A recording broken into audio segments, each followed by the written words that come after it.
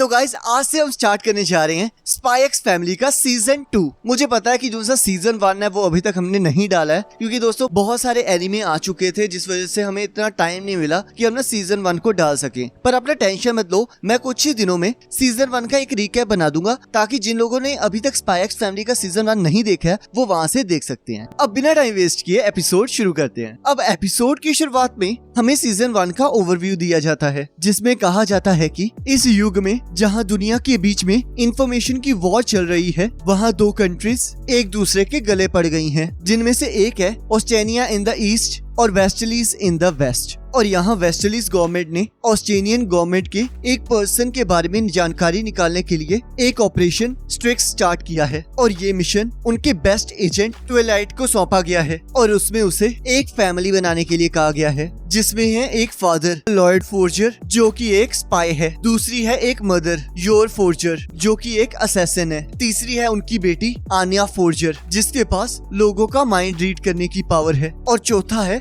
उनका कुत्ता bond Forger जिसके पास फ्यूचर देखने की पावर है। और ये सभी अपने अपने इंटरेस्ट के अकॉर्डिंगली अपनी आइडेंटिटी को छुपाकर एक फैमिली बनाकर रह रहे हैं। और तब हमें अंधेरे में कुछ आवाजें सुनाई देती हैं, और तब हमें योर फोर्जर दिखाई देती है जिसने अपने दुश्मनों को बहुत बुरी तरह मारा होता है। तब एक पर्सन सोचता है तो ये है वो असैसिन थॉर्न प्रिंसेस, और तब वो पर्सन गोली चला देता है। और यहाँ न्यूज में रेड सर्कस के बारे में बताया जा रहा होता है, जिन्हें अभी अभी योर ने मारा था। और तब आन्या कार्टून देखने की बात करती है, पर लॉयड उसे मना कर देता है। और तब आन्या रोता हुआ चेहरा बना लेती है, और तब लॉयड को उसे हाँ कहना पड़ता है। और तब आन्या डिटेक्टिव शो देखने लगती है। और यहाँ योर बड़े खराब मूड में घर वापिस आती है, और तब लॉयड उसका हालचाल पूछता है। और तब योर फाइन कहकर सोचती है, मैं इसे नहीं बता सकती कि मेरा बट गोली लगने की वजह से दर्द कर रहा है। और तब आन्या ये सुनकर शॉक हो जाती है और कहती है, क्या मम्मी मरने वाली है? तब योर उसे मना करती है और अपने कमरे में आराम करने चली जाती है। तब लॉयड सोचता है, क्या ये मुझसे इसलिए नाराज है क्योंकि मैंने इसे घर का सामान लाने के लिए कहा था, और शायद किसी न किसी वजह से मैंने इसे उदास कर दिया है।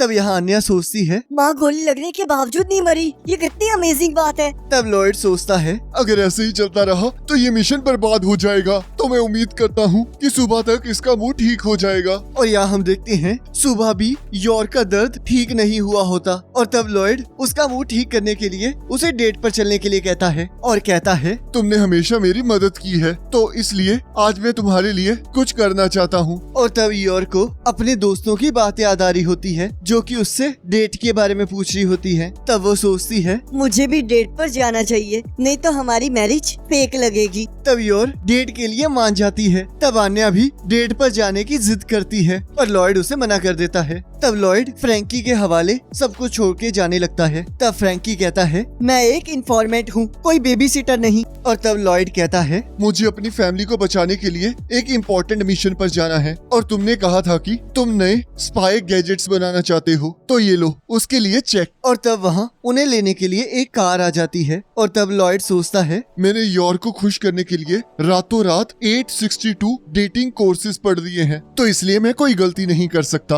और तभी हम देखते हैं योर दर्द की वजह से लॉयड के साथ गाड़ी में बैठने से मना कर देती है और उसे वॉकिंग डेट के लिए कहती है। तब लॉयड सोचता है, तो इसका मतलब मेरे 792 डेटिंग कोर्सेज बेकार हो चुके हैं। तब आन्या कहती है, मुझे मेरे मम्मी पापा की चिंता हो रही है। तब फ्रैंकी कहता है, तुम्हें ये सब कुछ सोचने की जरूरत नहीं है, तो चलो आओ अंदर बैठ के कार्टून देखें। और तब आन्या को डिटेक्टिव की बात याद आती है, जो कि कहता है, तुम्हें दुनिया को बचाने के लिए उनके पीछे जाना होगा। और तब आन्या फ्रैंकी को उनके पीछे जाने के लिए कहती है, और तब फ्रैंकी भी इस काम के लिए एक्साइटेड हो जाता है और आन्या को भेस बदलने के लिए कहता है। तब फ्रैंकी कहता है, पर हम घर किसके भरोसे छोड़कर जा रहे हैं? तब आन्या कहती है, मैंने इस घर की सिक्योरिटी हमारी सीक्रेट ऑर्गेनाइजेशन P2 के सबसे एक्सीलेंट एजेंट बॉर्ड को दी है, और डायरेक्टर किमेरा और एजेंट पेंगुइन मैन भी उसका साथ देंगे। और यहाँ फ्रैंकी सोचता है, लॉयड आज वक्त आ चुका है कि मैं तुम्हारी वो फ्लर्टिंग स्किल्स देखूं जिससे तुमने बहुत सारी लड़कियों का दिल जीता है। और तब हम देखते हैं लॉयड को इस बारे में पता चल जाता है, और वो सोचता है, क्या ये लोग फिर से स्पाई खेल रहे हैं? आखिरकार इन्हें इसमें मजा क्या आता है? चलो कोई बात नहीं, वैसे भी फ्रैंकी उसके साथ है, तो मुझे टेंशन लेने की जरूरत नहीं है। तो सबसे पहले मुझे योर का मूड ठीक करना होगा।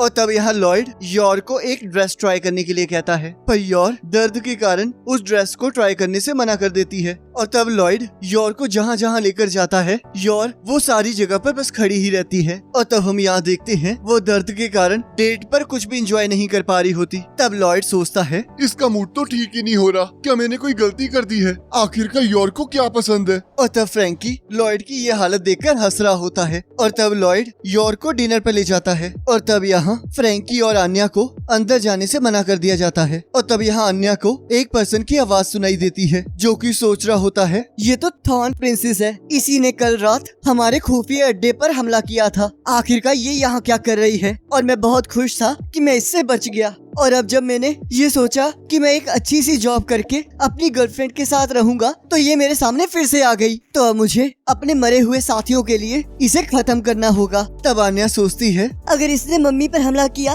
तो वो उसे मार देंगी और पापा को उनकी सच्चाई पता लग जाएगी, जिससे ये फैमिली टूट जाएगी। और तब अन्या फ्रैंकी से कहती है, मेरी फैमिली डेंजर में है। और तब फ्रैंकी सोचता है, क्या ये फेक फैमिली के लिए भी इतनी चिंता कर रही है? और कहता है, चलो फिर अंदर चलते हैं। और तब यहाँ वो लोग खाना ऑर्डर करते हैं और यहाँ वो पर्सन उनके लिए फिश का जहर तैयार करता है, जिसके बारे में अन्या को पता चल जाता है। और तब वो फ्रैंकी को जल्दी आगे बढ़ने के लिए कहती है। और तब हम देखते हैं योर उसे पी लेती है, जिससे उससे बहुत अच्छा फील होता है। और तब हमें बताया जाता है इस लड़की को पॉइजन से कोई फर्क नहीं पड़ता। और तब वो लॉयड को खाना ऑर्डर करने के लिए कहती है। और तब योर को ठीक ठाक देखकर वो पर्सन हैरान हो जाता है और सोचता है, अब इसे मुझे खुद ठिकाने लगाना होगा, तो इसके लिए मुझे यहाँ बॉम्ब बनाकर सीधा इसके पास ले जाना होगा। तो प्लीज मुझे माफ कर देना कैथलीन, इतना बेवकूफी भरा काम करने के लिए। और तब हम देखते हैं आन्या फ्रैंकी को छोड़कर वहाँ से चली जाती है और वो पर्सन बॉम्ब बनाने के लिए जो इंग्रेडिएंट चाहिए होता है उसे लेने के लिए स्टोर रूम चला जाता है। और तब हम देखते हैं वो तेल की वजह से नीचे गिर जाता है। और तब हम देखते हैं जैसे ही वो पर्सन स्टोर रूम के अंदर जाता है, उसके सिर के ऊपर एक बोतल गिरती है और जैसे ही वो